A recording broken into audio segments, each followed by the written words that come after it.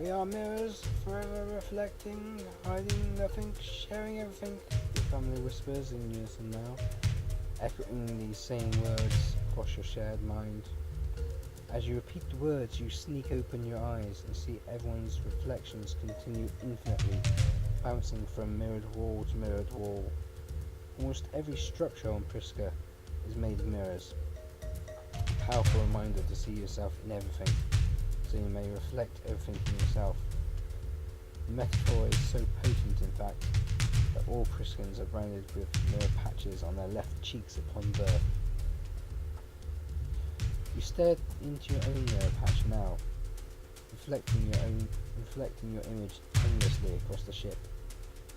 You wonder what it would be like to dive into this infinite abyss. You saw how the mirror could melt into a portal to take you to some new world, some place new and uncharted. Though really, you even settle for a different life here on Priska. I'd love to be a doctor, like father. My dream is to be an artist of some kind. On second thought, I really do just want to be a galactic explorer outside Priska. I'd like to pursue an academic profession, to become a teacher or a lawyer. I want to be a Priscan purist, serving as part of the reflectionist elders. I've always dreamed of a simple life as a farmer. Truly, I see myself as some kind of political revolutionary. Actually, I'm happy serving as a soldier, defending my planet.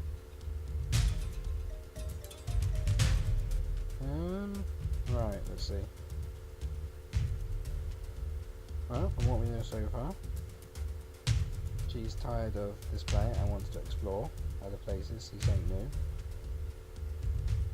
Which means that this one would make a good choice, becoming Galactic Explorer. Well then, so would the Political Revolutionary, potentially, changing the way things work and everything.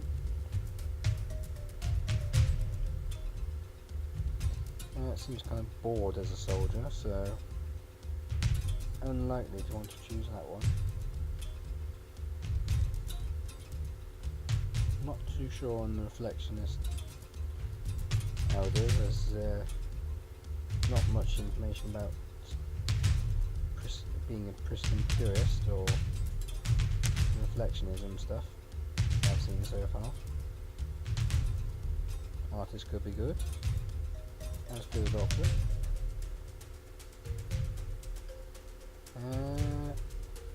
Academic, that would also be nice, yes. Personally, out of the choices, I think an artist or Galactic Explorer would be good, so I'm going to go with Galactic Explorer. Mother and father have always done their best to quench your constant thirst for exploration, taking trips across Priska's diverse terrain as often as possible. Still, time has always been too short for you to truly engage in anything but war. Which is why this Portal fantasy is one you play on repeat. Unfortunately, even were it not for the war, you fear that your dreams of exploration will remain unfulfilled. No one has been allowed on or off Priska for generations.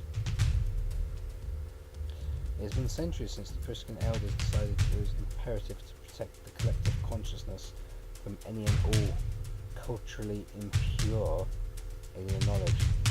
Whatever else you may believe, you've always found it difficult to understand the point of having the ability to share everything when everyone is the same and there's nothing new to learn. Priska's impure black market tries its best to keep you supplied with galactic textbooks and foreign holozines, exotic fiction and alien scripture, but you know the truth. There is an entire galaxy beyond Priska filled with bold and exciting planets brimming with strange and wonderful cultures, and you hardly know anything about them. With this in mind, do you still consider yourself a good Priscan? Yes, in every other regard, I open myself to others. yes, in every other regard, I would myself to others. No. I'm a master of keeping secrets and hiding my true intentions. I believe in Priska's doctrine of openness, but I do not believe in purity laws. I want to be a good Priscan, and I'm ashamed of my behaviour. Can't seem to help it.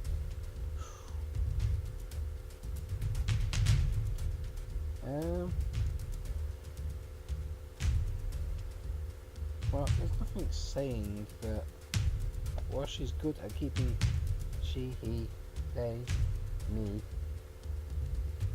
are good at keeping secrets and hiding their intentions.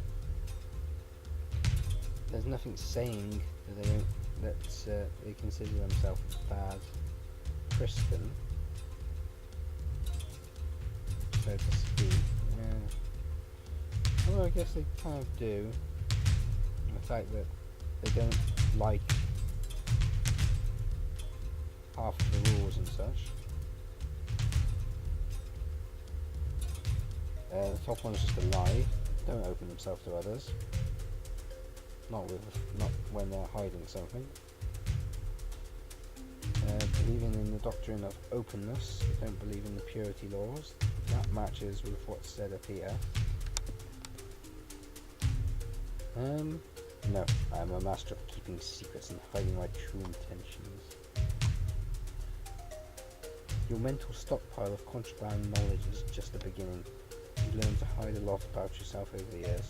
Who knows, maybe you could have devoted your life to changing things on Priska if you hadn't had to constantly fight in Descendants War. In Daphne's mighty name, we hold ourselves up in here stead, awaiting the glorious return. Pulling your mind back from its usual wanderings, you close your eyes again. Try to focus on repeating the reflection and opening your mind to the desires of your family. Right now, you all have the same desire to win this war, which is so expect. Focusing harder, you push your powers to peek behind this desire, looking for the more personal projections. It's considered impolite to dig further beyond what is offered by another Priscan, but you've gone good at browsing surreptitiously through the minds of loved ones. Within moments you can feel how Mother wants to win the war for world peace, to save the lives of troops under her care. Desire feels sharp, making tireless edges. Father wants to win so your family can be safe and finally live a normal life. A feeling of ceaseless smoothness and roundness. Gilo wants to win the war. Actually, it doesn't feel like a want so much as a need. I'm not sure what Gilo would do if the war ended, since a life in combat is all she's ever dreamed of. Still, she needs to win for the glory of victory. It's a feeling so bold and loud it almost drowns out everything else. Merit matron Lord Tarkane, Mother says as the reflection comes to a close. I know we're meant to share all, but how many times must I tell you that it's poor manners to pry during a reflection? You feel your ears start to burn. You thought you'd slipped through everyone else's desires undetected. Usually you're good at doing so, but something about your nerves today must be making you sloppy. You look at Mother's stern and adorned face as you try to think up another explanation for your behaviour. Don't mind Mother, Father says. You know how she gets before a big battle. Father kisses Mother and, as usual, he has a calming effect on her. She even tries to smile, but that's never been her strong suit. We've all faced battle together before, but never one this big, or this important. May I please have a moment alone with Lord Arcane? Mother says. Father and Gilo don't seem pleased by this, but they are used to doing what Mother says without question. Once they have exited, Mother turns to you, her usually stern face set ablaze with worry. Lord Darkane, I've always known you have the most willful and curious nature in all of Priska. Mother sighs.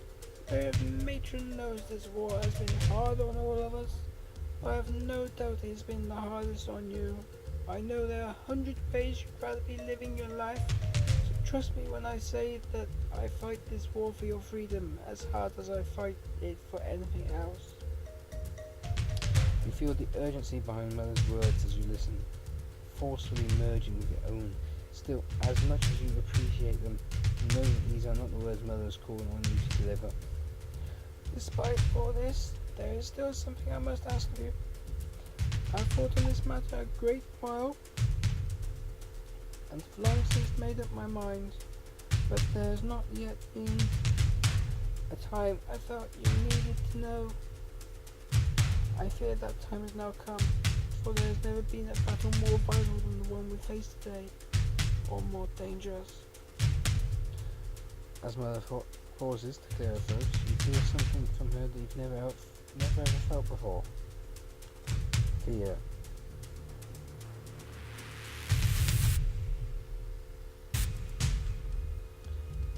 There is a chance today, more than any other day, that I may fall. Mother says the words as she grimaces from the force of your own projected rejections, but she pushes through, determined as always. If that were to happen, all eyes would certainly fall on Gilo to inherit my command position in Priscan tradition.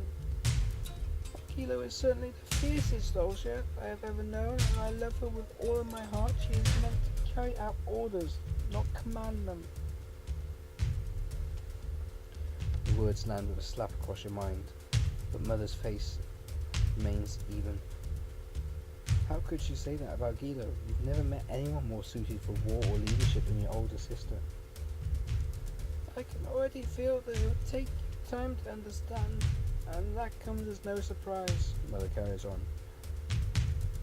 However, someday you will indeed understand. I will fight today with all that I have to keep the worst from happening. But if I should fall, I must ask you one dying wish. If I am to fall, you must promise to inherit the command of the Priscan army and win this black war in my stead. You hear these words and are truly baffled by them. You are not sure what stings most, the idea of Mother dying or the fact that she has asked you to inherit the position Gilo covets the most in the world. A position you'd much rather do without. After all, a soldier's duty always eventually ends, but a generous responsibility lasts for life. Despite your shock, Mother's steely eyes still demand a response. How can you even begin to answer such an impossible request?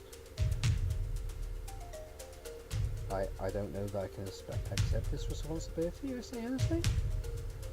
I accept your request with honour, I say, hiding my true feelings of doubt. I don't have a choice in this, do I? I say, I've never had a choice.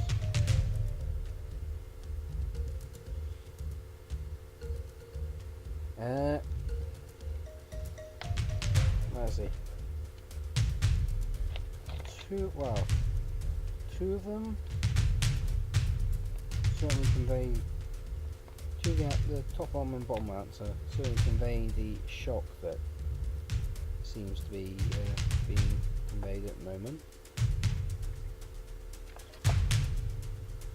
Whilst the middle one would go along with the idea of being able to hide and conceal everything, or a great deal anyway, but kind of would go against, or seem doubtful with the amount of shock being shown.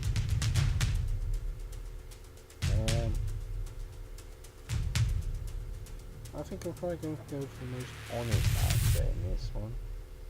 I don't have a choice in this, do I? I've never had a choice. Achievement. Family falters. Mother reacted negatively to your answer. I can't exactly see which one she would have reacted best to, really. Pretty sure she'd have known I was lying. You may be right. Mother sighs, frowning. Still, if we do not win this war, no Prisca will no choice ever again. If Prisca is to survive where I should not, we must prepare for this role. Why me? You ask, feeling quite incapable of considering anything else at the moment. You're a good soldier in fight, that much is true, but no one as good as Gilo. She lives for this service, and as the oldest, the army is hers to inherit. Even knowing that your mother has uttered these words would break Gilo's heart. How will you ever manage to hide this from her when you see her in a few moments? As I said, my child, someday you will understand. Mother sighs. I know you feel your purpose lies beyond Prisca, but somehow you are somehow trapped here. However, you must hear me when I say this. Prisca needs you, like she needs all of us. After this, Mother pulls you into as much of a hug as your battlesuit's armors will allow. Mother is not one for hugs, so you know this means her final word on the subject has been spoken. Still, how can Mother place the weight of a whole world on your shoulders like this? Then it occurs to you, she's been carrying this weight for most of her life. As you hug Mother tightly, you try to quiet your raging mind. You just hope, for every reason you can think of, this hug with Mother won't be your last. Deafening, the silence that comes before the war. It's something that you heard your entire life, full of restlessness and anticipation, fear and adrenaline. The silence never lasts for long though, a fact that is proven as you free fall from the transplane in the squadron. As the ground rushes up toward you, you see the blackness creeping over the horizon, the withering tide of the blots. This is what they do. They surge forward, propelled by their mindless imperative, consuming all life in their path, churning out tar lakes and scorched earth that it needs to survive, to thrive. The blots have always succeeded in converting a sixth of Prisca's terrain, but today their rotting march must end. Otherwise they will blot out your entire world. The grav glider in your standard Priscan battlesuit activates, and you swoop down towards the front lines of your squadron. You hit the ground and find yourself facing 3 trotting blots, advancing as quickly as their sloshing limbs will carry them. You've seen thousands of blots before, but every time you see another, it sends a fresh chill up your spine. Each blot stands 8 feet tall, a tower of bottomed black flesh that slimes and decays as it moves. Blots have no eyes or ears, no nose or mouth, just featureless black heads spiked with 2 protruding black enamel tusks. They are like giant slugs with limbs, except they happen to smell 10 times worse. As you step forward, you see a blot lurch violently and overwhelm a Priscan soldier, stabbing him with its long tusks. Blots are generally slow, but once in proximity to their prey, they experience surges of speed, stab mercilessly. The stricken soldier's skin begins to turn a purplish grey within seconds, as the blot drains the blood from his veins through its tusks. The soldier is then tossed away, his body already beginning to bloat black, transforming into another of the soulless blot army.